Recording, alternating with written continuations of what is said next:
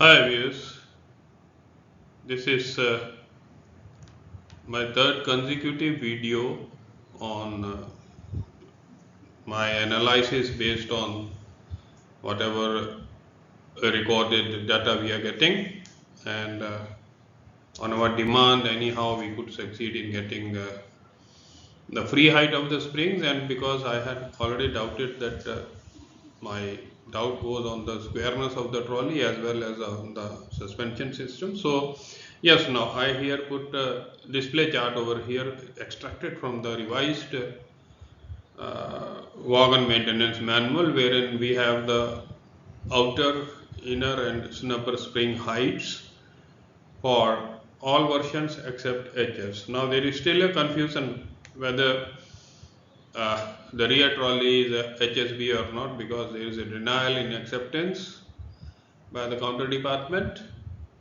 Nevertheless, it is HSB, otherwise why that invoicing is done as NLB HSB. So to me it appears HSB, high speed bogie, but then their insistence it's a non-configured trolley. So again it's an point of argument. If it is non-configured trolley, how it got entry into the train composition or the wagon while being attended 3 months ago in the ROH.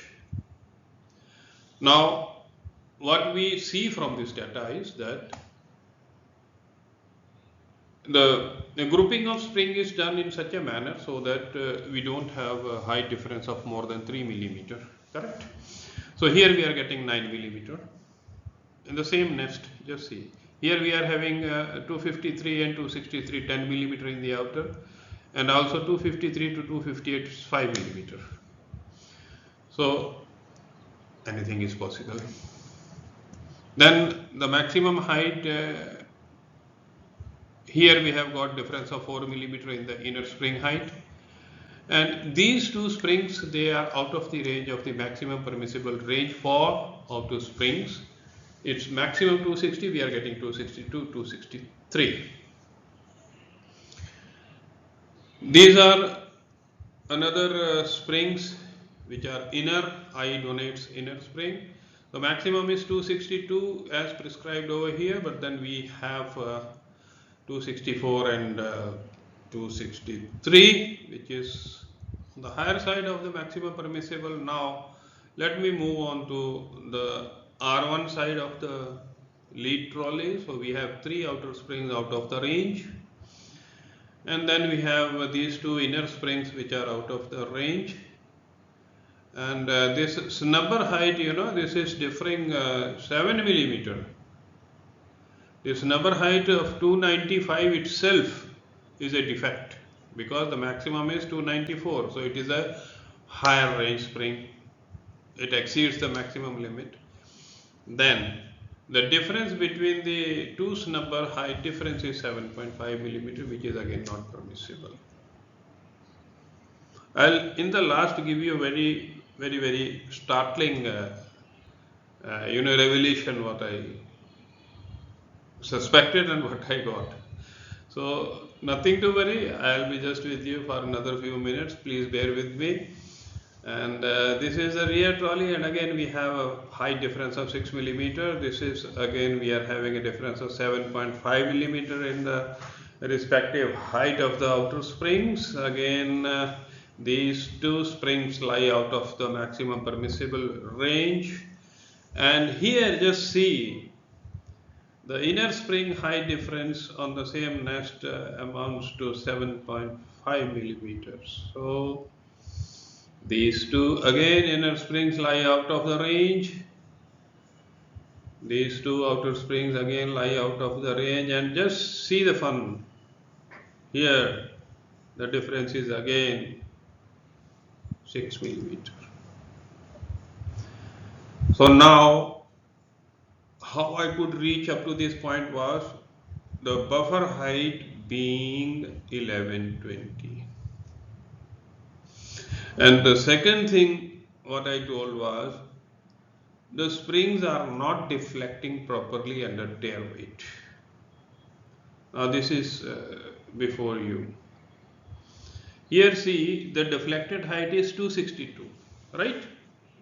This is on the record, jointly recorded in the accident revised performer.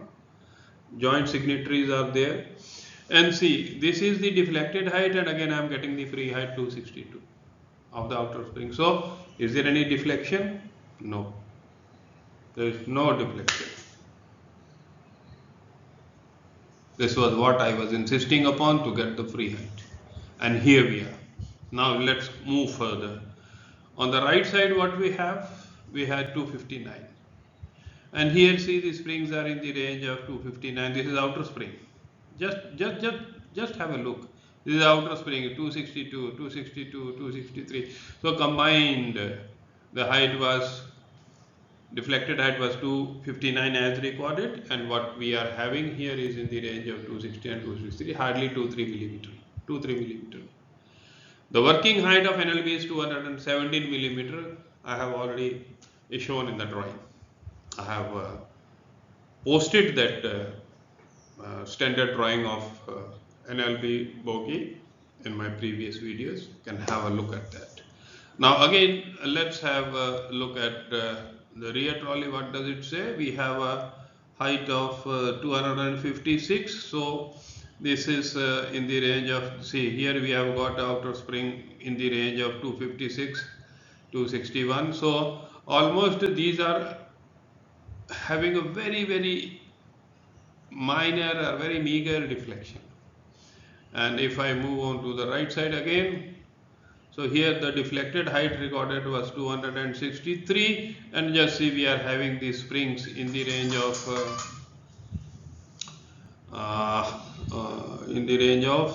261, 261, 260, 262, and this way the deflected height is 263 as recorded under tear weight, and the free height is coming also 262, 261. So hardly there is any deflection.